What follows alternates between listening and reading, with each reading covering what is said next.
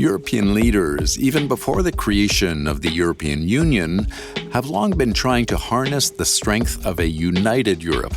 But one such initiative stands out. The single market is the most important achievement of the European Union. It was created some years ago, and it creates the biggest market in the world. But at that time, the world was absolutely smaller than today. So the world has completely changed. I am Enrico Letta. I am currently the Dean of the School of Politics, Economics and Global Affairs at IEE University in Madrid and the President of the Jacques Delors Institute in Paris. I'm Italian.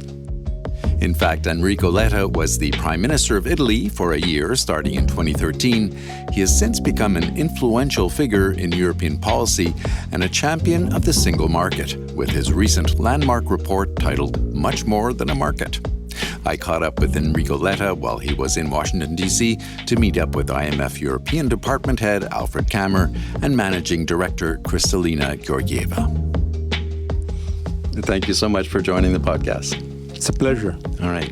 So you've been very vocal on the need for Europe to adapt to the new economics and the new politics through the single market.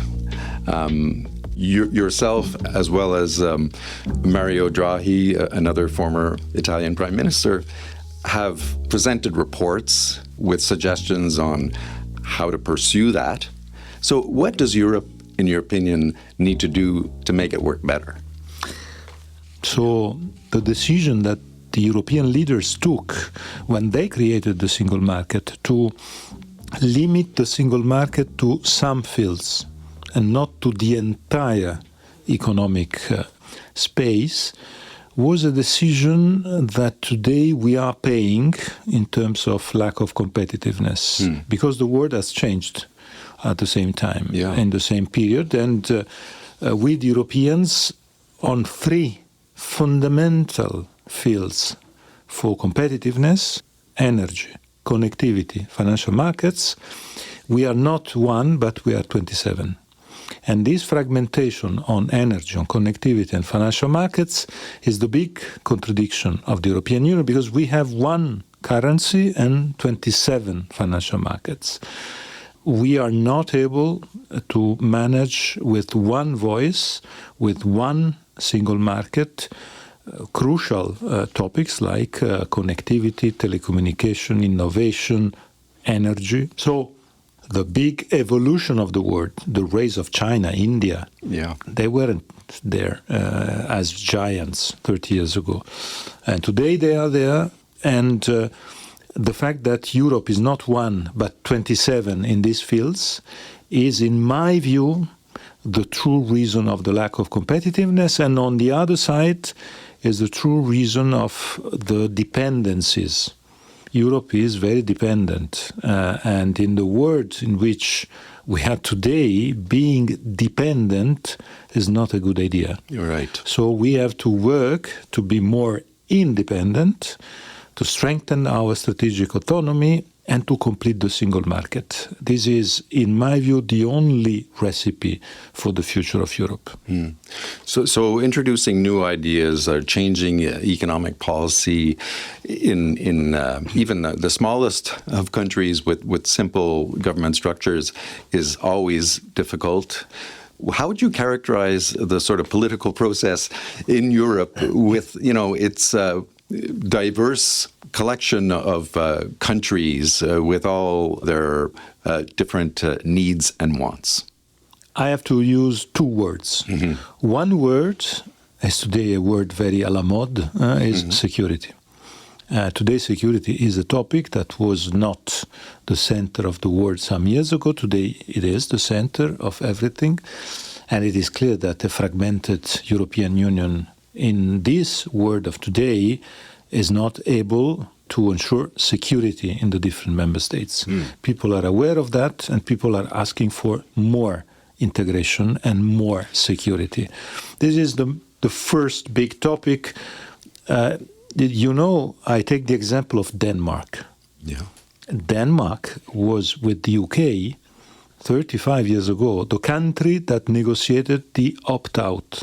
The opt-out was a technical, institutional tool that the UK and Denmark negotiated to being very clear and very relaxed in being within the European Union without being in the European Union. Right. And for the UK, we know what was the exit.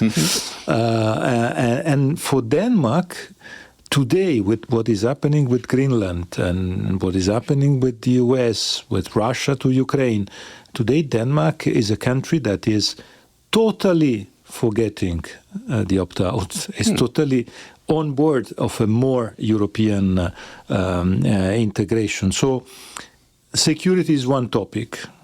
And the second topic is the fact that we are, because of our fragmentation in the fields I mentioned before, we are sending as gift jobs in the US, in China, in other countries out of Europe.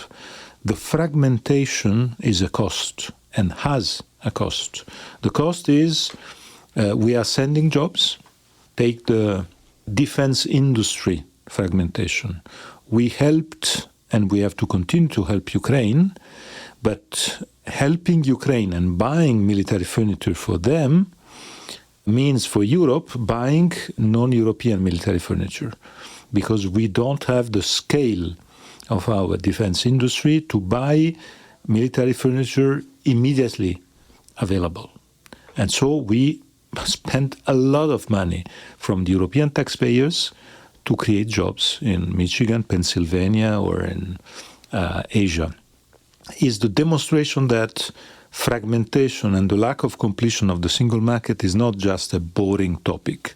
Yeah. It means jobs, investment, capacity to attract investments. There's all this discussion about the legal framework of the European Union, too fragmented, 27 different corporate laws, sub-national corporate laws, regional.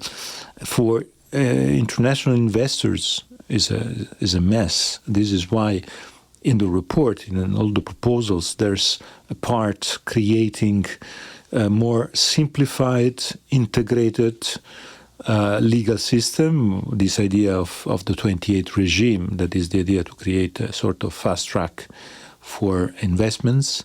So these are the two topics. When you talk about fragmentation, how would you begin to address that fragmentation within the European Union to make Europe stronger as a consortium of countries rather than... I give you an example. When Europe is not fragmented, Europe wins. Take the aeronautic industry. There's one Airbus. There are not 27 Airbus. Right. If we had 27 Airbus, the Polish Airbus, the Italian Airbus, the Swedish Airbus, Boeing would be the dominator. We have one Airbus, and it was a political choice. It was not a market choice when they created Airbus. And today nobody can say Airbus is French or Spanish or German or Swedish. Airbus is European at the end of the day. So there are topics, fields like this one, where fragmentation bring you in the weakness, in the defeat, and integration gives you the scale to win. This is, in my view, the main example that we can do, because it's an example based on an industry where innovation and technological development is fundamental. And today we think that everything is technologically developed, innovation is coming from China or from the US. In reality, we, the Europeans, were very good when we have the scale to do so. And the scale is absolutely fundamental today.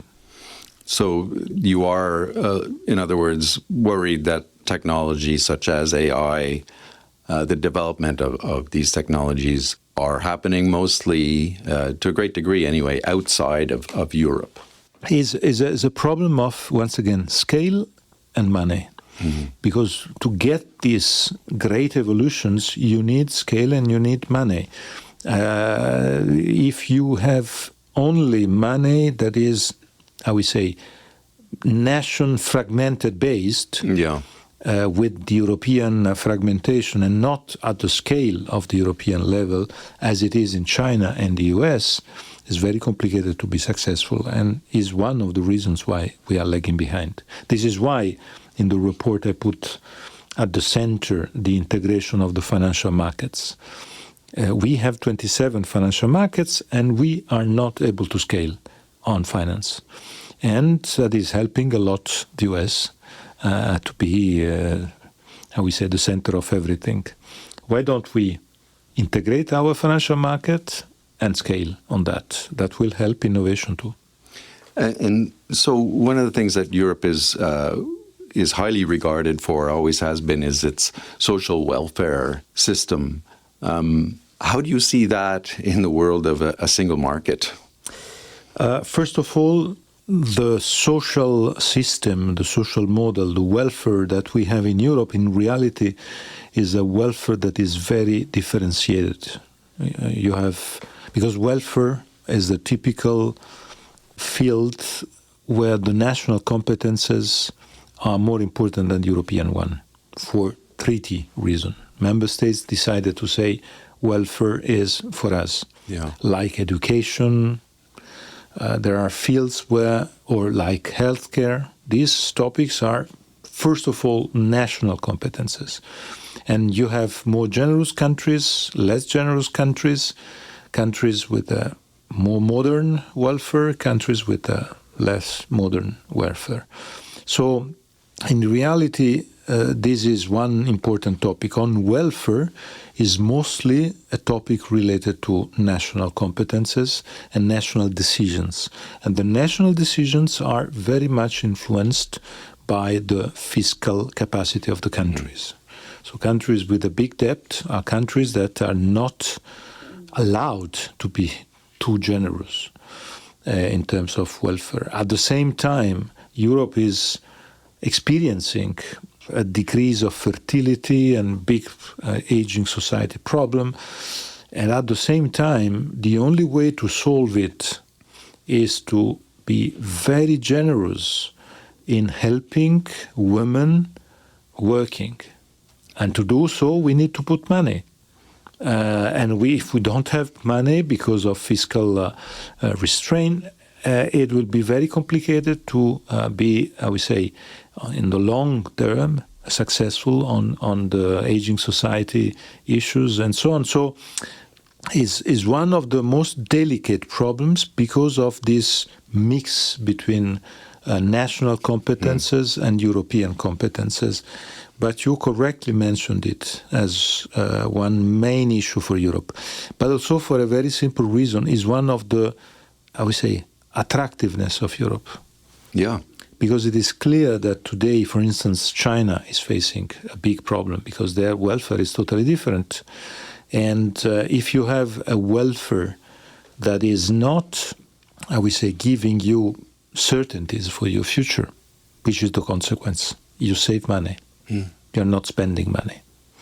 And if this behavior becomes the rule, it has big problems in macroeconomic terms. So at the end of the day, I think we have to be aware that European welfare system is a social model, is an asset for Europe.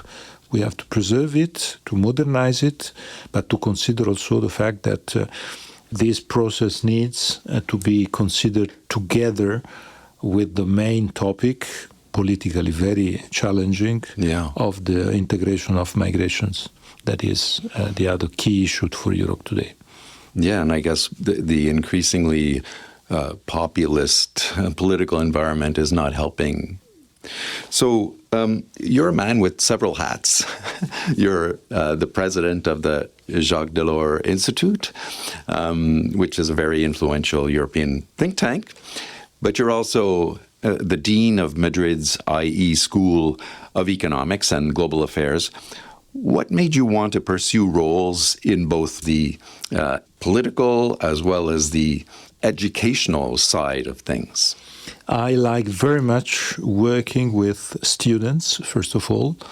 It is the way to, I would say, to be obliged to to be always refreshed by new ideas, new behaviors.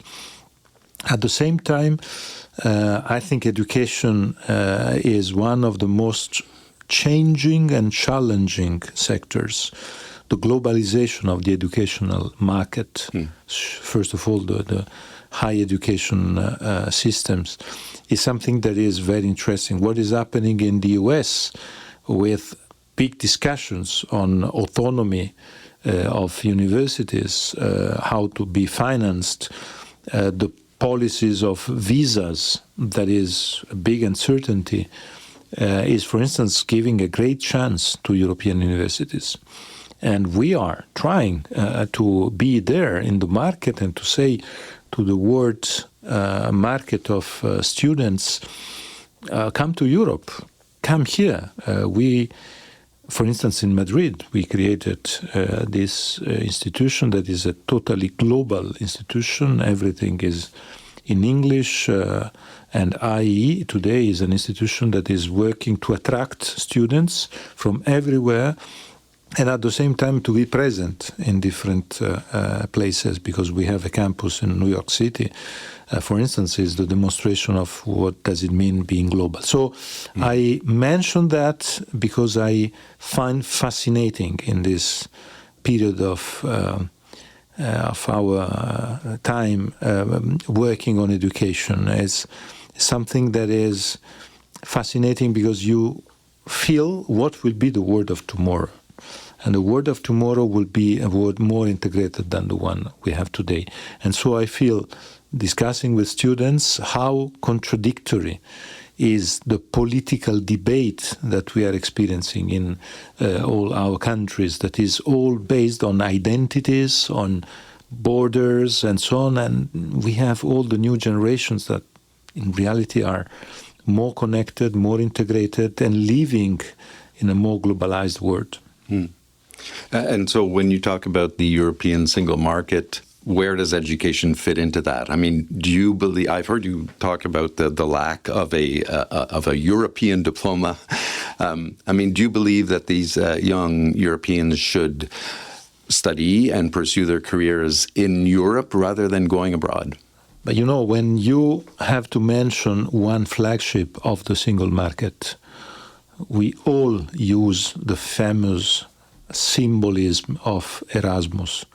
Erasmus, the greatest success maybe of the European integration, is the, I would say, most iconic outcome of the single market.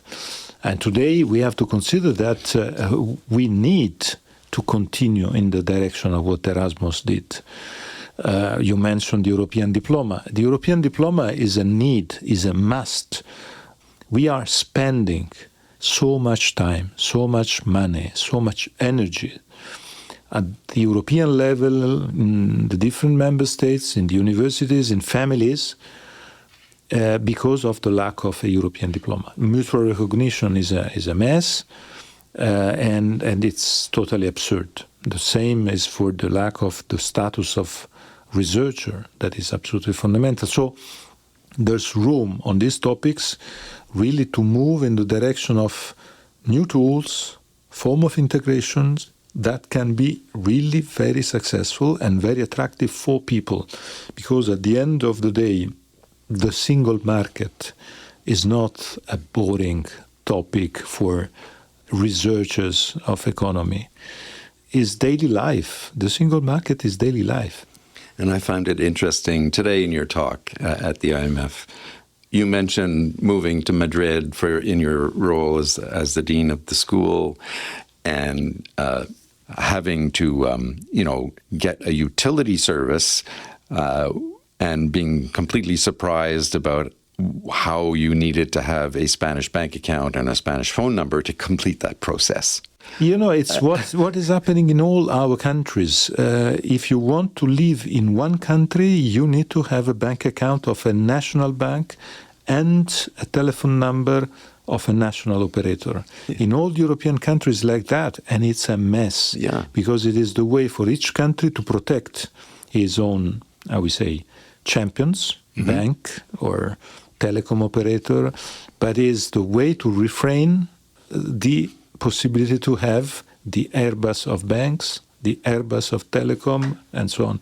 So when I say our problem is the fragmentation, I say that we have to overcome it, and we have to be able to build up tools that are more effective, bigger, and scale is the issue. And finally, maybe going back to at the beginning of this conversation, talking about the importance of Europe adapting to the new economic and political realities. Do you see the international financial institutions, like the one that you're sitting in today, do you see that they could be perhaps better adapting to that reality as well? They are threatened by the present situation. They are under pressure. I think we have to preserve them, defend them. I saw during the preparation of my report on the European single market the strength, the credibility, and the importance of an institution like the IMF. The numbers, the figures, the credibility, the right targets. It was really, for me, very useful, positive, and the voice of the IMF in pushing the European countries to accept the integration of the single market as something that is beneficial for them is a fundamental role. So I think in this moment it's time to stand for preserving the international organizations. Their role is absolutely fundamental. They are incontournable, as the French say. Enrico Letta is the former Prime Minister of Italy and now heading both the Jacques Delors Institute and the IE School of Economics and Global Affairs in Madrid. Thank you so much. Merci. Thank you very much.